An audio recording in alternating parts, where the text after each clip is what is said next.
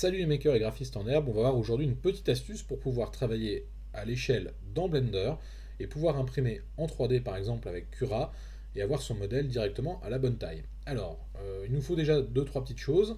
Alors la première, c'est d'installer, donc il nous faut Blender, ensuite il nous faudra aller dans Edit, Préférences, et si ce n'est pas encore fait, aller dans Add-on.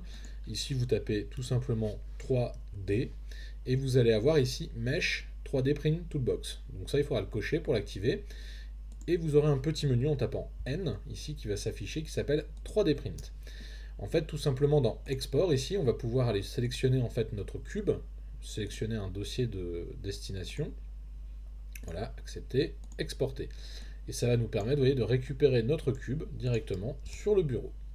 Alors, généralement, quand on fait un STL de cette manière et qu'on l'importe sur notre ami Cura, soit on a un problème d'échelle, comme ceci, soit on a un truc tout mini rikiki, qui fait 1 mm de haut.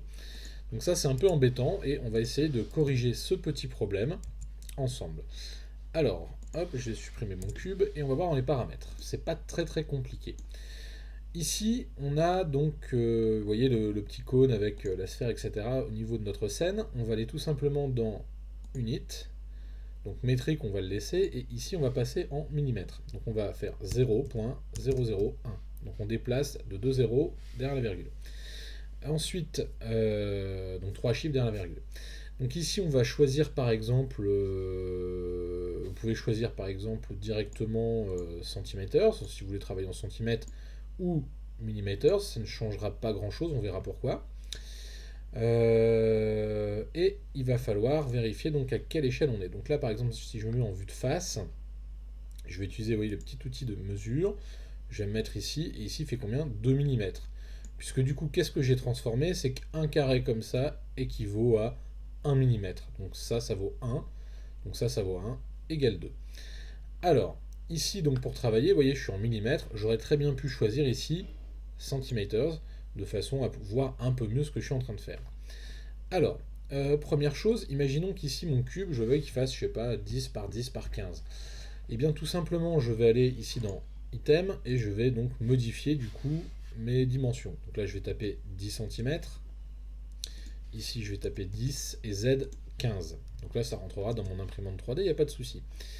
Néanmoins, on va dézoomer, voilà, on va voir que effectivement tout s'est agrandi, donc j'ai bien mon échelle de départ ici, mais si je reprends ma mesure, voilà, un peu à l'arrache, hop, j'ai bien 10 cm.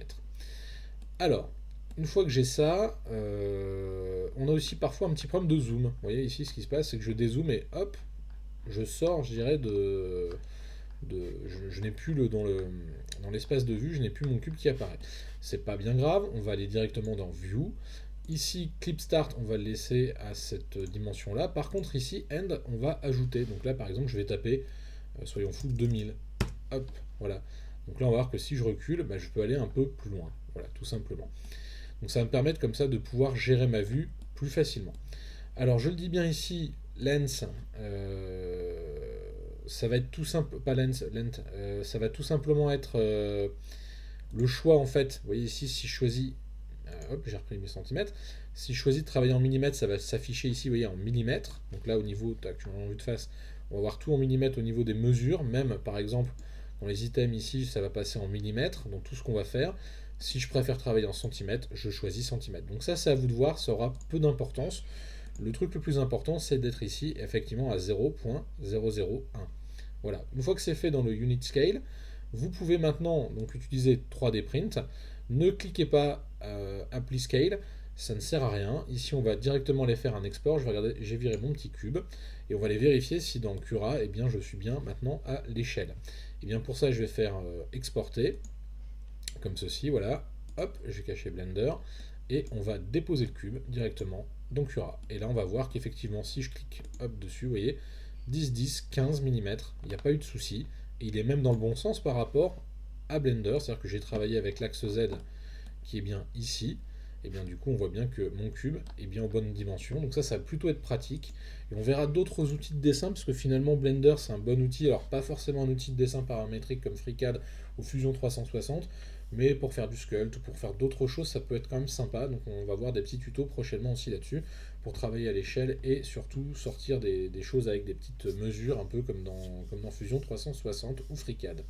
Voilà, et bien écoutez, j'espère que cette petite astuce vous aura plu et surtout ça vous sortira de la panade parce que moi j'avoue que j'ai fait plein de trucs sur Blender et j'ai cherché un petit moment avant de trouver. Voilà, et bien écoutez, mettez un petit pouce bleu et sinon abonnez-vous si vous voulez nous suivre. À bientôt!